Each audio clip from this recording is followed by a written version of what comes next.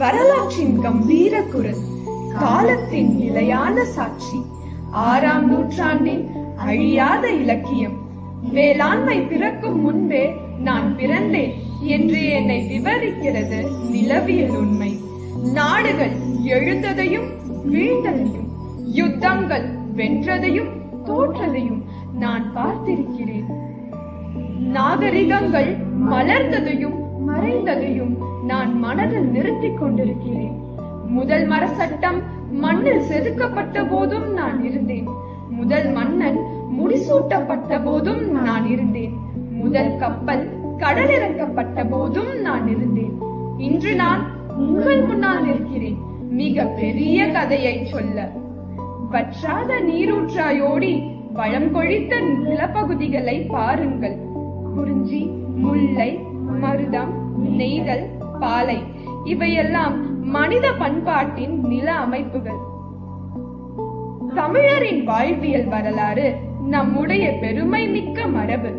15 லட்சம் ஆண்டுகளுக்கு முன் ஆதினம்பாக்கத்தில் இருந்து பாறை கருவிகள் கண்டுபிடிக்கப்பட்டன. கிமு 2000ஆம் ஆண்டு தமிழர்கள் இரும்பை உருக்கி தொழில் செய்தார்கள். கொடியிலே புலி குதிக்கிறது, சோழர் அரசு.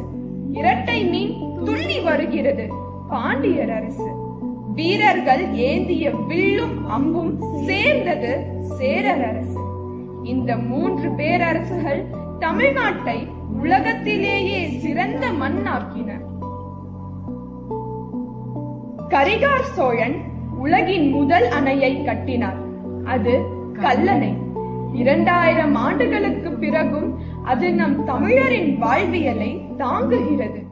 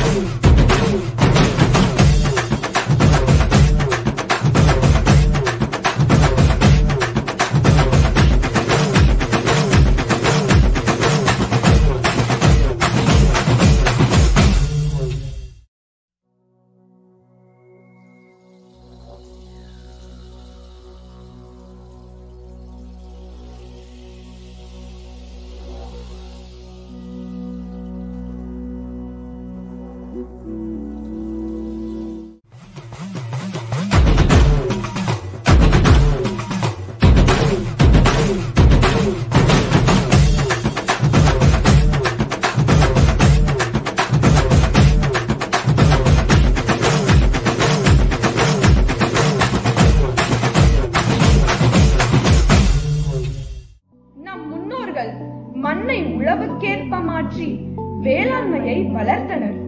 வணிகர்கள் பிலிப்பைன்ஸ் வரை பயணித்து வர்த்தகம் செய்தனர். சமுத்திரத்தில் பயணிக்க நவிகரை அறிமுகப்படுத்தியது முதல் தமிழ் மன்னர் ராஜேந்திர சோழன் ஆவார். ஆனால் தமிழ் மரபு வெறும் அரசர்களின் கதை அல்ல.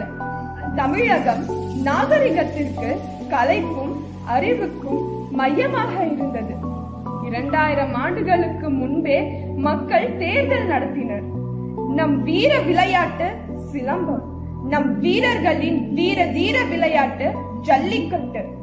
கலையே தமிழர்களின் அடையாளம். மாமல்லபுர சிற்பங்கள், சுசீந்திரம் கோவில், ஒரே கல்லில் செதுக்கப்பட்ட தூண்கள், தஞ்சை பெரிய கோயில், இவை எல்லாம் உலகை வியக்க வைத்த கட்டடக்கலையின் மேன்மைகள். தமிழ் இலக்கியத்தின் பொக்கிஷம் சங்ககாலம். உலகிற்கே ஒளி கொடுத்த உன்னதமான ஒரு நூல் திருக்குறள். இது 1330 குறள்கள் கொண்ட அற்புத நூல். பாரதியார் தம் தீப்பிழம்பு கவிதைகளால் எழுச்சி தந்தார். பாரதிதாசனோ புரட்சி வரிகளால் சமூகத்தை மாற்றினார். தமிழர் இன்று உலகமே வியக்கும் தொழில்நுட்பத்திலும், உன்னத உயிர்கள் காக்கும் சுகாதாரத்திலும், மனதை மயக்கும் கலை இலக்கியங்களிலும் முன்னணியில் இருக்கிறார்கள். ஆனால் நாம் ஏதோ ஒரு சாதாரண இனம் அல்ல. உலகையே உலுக்கி போட்ட பேரிடர்களால் பாதிக்கப்பட்டாலும் நம்முடைய தன்னம்பிக்கையும் விடாமுயற்சியும் எழும்பச் செய்தது நம் வீர மரபு. இது வெறும் வெற்றியின் வரலாறு அல்ல, நம் தமிழரின் மரபு கதை. இது தமிழ் மக்களின் பெருமை மிக்க வாழ்வின் கதை. இது தமிழ்நாடு என்னும் தனி பெரும் வளம் கொண்ட நல்ல நாடு. இது நம் உலகம். தமிழரின் பெருமை உலகுக்கு சொல்லும் தனி உலகம்.